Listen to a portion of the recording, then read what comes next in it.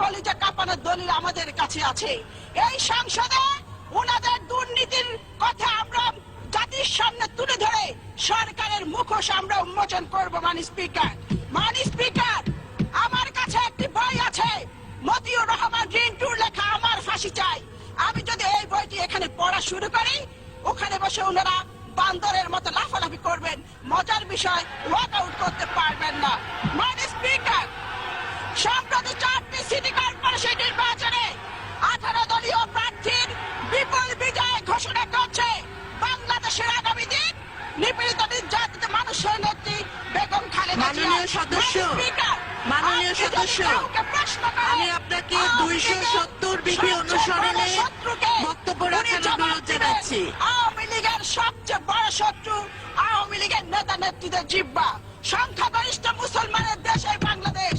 এটি বাংলাদেশের পার্লামেন্ট, এটি ভারতের পার্লামেন্ট নয়। গত 20 জুন একজন সংসদ সদস্য ফেন্সিডিল ইয়াবা খেয়ে এখানে দাঁড়িয়ে আমাদের নেত্রীর পরিবার নিয়ে নিকৃষ্ট বক্তব্য রেখেছেন। এই বক্তব্য কুৎসিত, নোংরা, অন্ধকার জগৎ থেকে উঠে আসা নর্দমার কীটের পক্ষে সম্ভব। মাননীয় স্পিকার, এই অসত্য, নিকৃষ্ট, কুরুচিপূর্ণ, অমার্জিত বক্তব্যের জন্য তাকে জাতির কাছে ক্ষমা চাইতে হবে। মাননীয় স্পিকার, আমাদের নেত্রীর পরিবার নিয়ে এখানে নোংরা ইতিহাস পাঠ করা হয়েছে। আমি থুতু ছিটাই তার মুখে। তিনি সিদ্দিক সালিকের একটি বইয়ের কথা বলেছেন। আমি চ্যালেঞ্জ দিয়ে বলতে চাই, এই নামে কোনো বই নেই। উনার স্বপ্ন দোষ আছে, উনি এটি স্বপ্নে দেখেছেন। মাননীয় স্পিকার, এই বইয়ের লেখক এবং প্রকাশক উনার নেত্রী এই সংসদে বসে যিনি এমপিদেরকে নোট পাঠান অশালীন ভাষায়। মাননীয় সদস্য, আপনি বাজেটের উপর বলুন। বাজেটের উপর বলুন। এক নম্বর ব্যক্তি যদি ঠিক হয়ে যায়, আমরা সকলে ঠিক হয়ে যাবো। মাননীয় স্পিকার, যিনি আমাদের নেত্রীর পরিবার নিয়ে এখানে কুৎসারটনা করেছে, তিনি পলিটিক্যাল প্রস্টিটিউট। মাননীয় স্পিকার, কলকাতা সিভিল কোর্টের উকিল ছিল মিস্টার চণ্ডী দাস। তার এক মেয়ে ছিল যার নাম গরিবালা দাস। চণ্ডী দাসের সহকারী উকিল মিস্টার অরণ্য কুমার চক্রবর্তী চণ্ডী দাসের কলিকাতাস্থ বাসায় নিয়মিত যাতায়াত করত।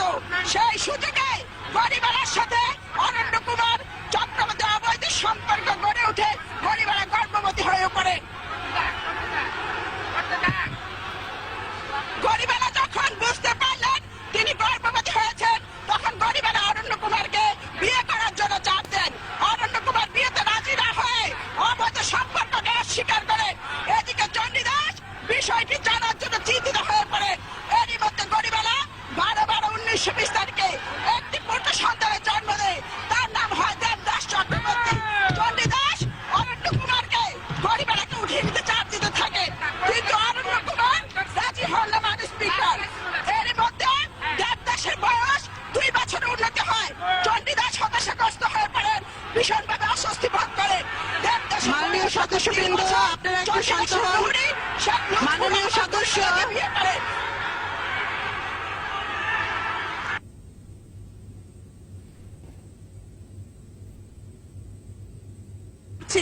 মাননীয় সদস্য, আমি আপনার দৃষ্টি আকর্ষণ করছি।